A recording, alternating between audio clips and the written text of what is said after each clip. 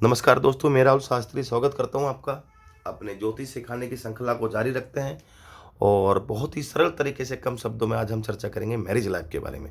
ये वीडियो बहुत महत्वपूर्ण है। अगर आप ज्योतिष सीख रहे हो या मैरिज लाइफ के बारे में जानना चाहते हो तो ये वीडियो बहुत ज़रूरी है, क्योंकि इस चैनल के अंदर मैं एक स्टेप बाय स्टेप बहुत सरल तरीके से आपको ज्योतिष सिखा रहा हूँ। पहले ग्रहों के बारे में बेसिक्स बताया, फिर सभी लगन को समझाया, फिर कुछ महत्वपूर्ण टॉपिक आपके बारे में बता रहा हूँ, राजयोग के बारे में बताया, दशा के बारे में बताया। तो ये आज जो कुंडली है, ये आज हम चर्चा करेंगे मैरिज लाइफ के बारे में। वो कौन से ऐसे फैक्टर्स होते हैं जो अच्छी मैरिज लाइफ को दर्शाते हैं, या जब हम कुंडली मिलान करें या विवाह करने जाएं तो किस चीज़ों को देखें, इसी के बारे में मैं आपको बताने जा रहा हूँ बहुत ही सरल तरीके से, कम शब्दों में। गुण मिलान एक अलग मैटर है, पर फिलहाल लगन कुंडली के माध्यम से आप बहुत कुछ जान सकते हैं।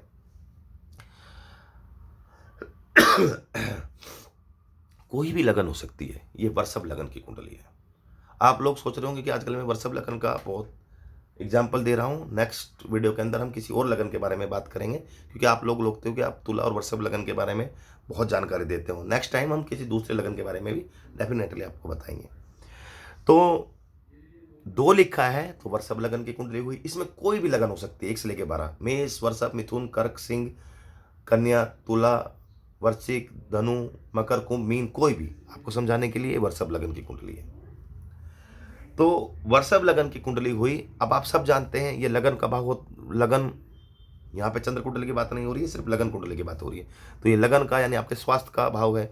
दूसरा भाव धन को दर्शाता है, चतुर्थ आपके सुख को दर्शाता है, पांचवा संतान को दर्शाता है, नवम भाव आपके भाग्य को दर्शाता है, 10वां भाव रोजगार को दर्शाता है, 12वां भाव लाभ को दर्शाता है, 9वां भाव आपके मृत्यु को दर्शाता है, छठा भाव रोग को दर्शाता है, और 12वां भाव आपकी व्यय को दर्शाता है, तीसरा भाव आपके पराक्रम को दर्शाता है। इसी प्रकार जो 7वां भाव है, ये वैवाहिक जीवन की दृष्टि से बहुत महत्वपूर्ण है। ये आपके वैवाहिक जीवन को दर्शाता है, आपके विवाह या मैरिज लाइफ को दर्शाता है। पति के लिए पत्नी और पत्नी के लिए पति को दर्शाता है 7वां भाव।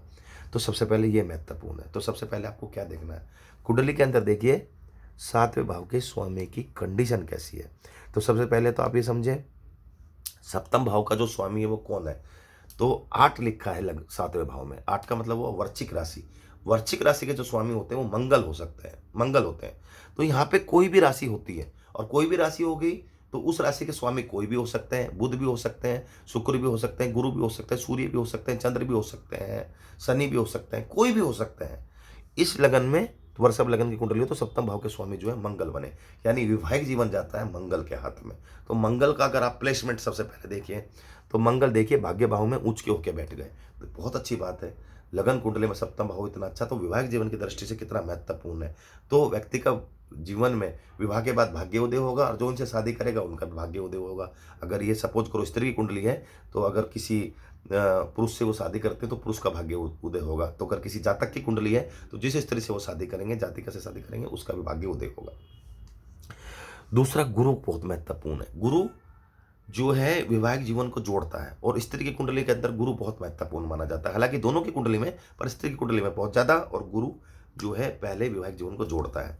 तो गुरु का भी प्लेसमेंट देखिए, तो देखिए गुरु इस कुंडली में अपने खुद की राशि में, आपको समझाने के लिए लिया है। ये कोई व्यक्ति विशेष की कुंडली नहीं है, सिर्फ आपको समझाने की कोशिश करिए। तीसरा, शुक्र को देखिए। शुक्र भी वैवाहिक जीवन का कारक होता है, लंबे टाइम तक जो निभाता है वो शुक्र होता है, और पुरुष की कुंडली के अंदर शुक्र बहुत महत्वपूर्ण होता है। तो 10वें भाव में शुक्र अपने खुद की राशि में बैठ गए, तो ये बहुत महत्वपूर्ण होता है। अब इससे अलग भी बहुत सारी चीजें देखने को मिलती है जो वैवाहिक जीवन की दृष्टि से बहुत महत्वपूर्ण होती है, और आपको समझना भी है, और आपको इससे फायदा भी मिलेगा। वो मैं आपको बताने जा रहा हूँ वो क्या क्या। सबसे पहले, जो 7वें भाव के स्वामी है मंगल, इस पे किस ग्रहों की दृष्टि है। अगर पाप ग्रहों की दृष्टि है, शुक्र, शनि, राहु, इन ग्रहों की दृष्टि है, तो निश्चित रूप से थोड़ी सी दिक्कत वाली बात है। शुभ ग्रहों की दृष्टि है, बुध, शुक्र, गुरु की दृष्टि है, तो बहुत फायदा है। इसी प्रकार सप्तमेश के साथ अगर पापी ग्रह बैठे हैं तो दिक्कत वाली बात है, और शुभ ग्रह बैठे हैं तो बहुत अच्छी बात है। ये भी आपको मैरिज लाइफ में देखना है। अगर सप्तमेश 6, 8वें और 12वें भाव में आके बैठ गया तो निश्चित रूप से आपको दिक्कतों का सामना करना पड़ेगा। यहाँ पे ये परेशानी आपको देखने को मिल सकती है। 6, 8वें, 12वें भाव में अगर सप्तमेश मंगल 6, 8वें, 12वें बैठ जाए तो निश्चित रूप से आपको परेशानी कहीं ना कहीं मैरिज लाइफ में देखने को मिलेगी। छठा आठवां भाव त्रिक भाव मृत्यु तुल्य कष्ट परेशानी को दर्शाता है। तो हानि किसकी हुई? सप्तमेश की। सप्तमेश का मतलब वैवाहिक जीवन की हानि हुई। गुरु अगर खराब है तो दिक्कत वाली बात है। जो सप्तमेश है वो नीच के ना हो, जैसे मकर में मंगल ऊंच के होते हैं, यहीं पर अगर चार कर्क राशि में मंगल होते हैं तो वो नीच के हो जाते हैं। तो सप्तमेश का नीच का होना भी वैवाहिक जीवन में दिक्कत लाता है। तो अगर 6, 8, 12 में बैठ गए या नीच के हो गए तो विवाह की हानि हो सकती है। तो ये देखना है आपको। और अगर ये सब चीज़ें शुभ अवस्था में हैं तो निश्चित रूप से बहुत फायदा होगा आपको। और इसके विपरीत ये सब चीज़ें खराब हैं तो उतनी वैवाहिक जीवन में दिक्कतें आपको देखने को मिलेगी। तो ये सब पैरामीटर्स हैं जो कि आपको देखने के लिए बहुत महत्वपूर्ण है। अब इससे अलग भी वैसे वैवाहिक जीवन की दृष्टि से बहुत महत्वपूर्ण है। ये आपने समझ लिया तो समझ लीजिए 70% आपने चीज़ों को कवर कर लिया। इसके बाद जो मैरिज लाइफ में जो चीज़ें आती हैं वो भी बहुत महत्वपूर्ण होती हैं। जैसे जैसे समझिए कि गुण कितने मिल रहे हैं। 18 से ज़्यादा गुण मिलने चाहिए। कुंडली में भुकुट दोष तो नहीं है, कुंडली में नाड़ी दोष तो नहीं है, कुंडली में ग्रह मैत्री दोष तो नहीं है।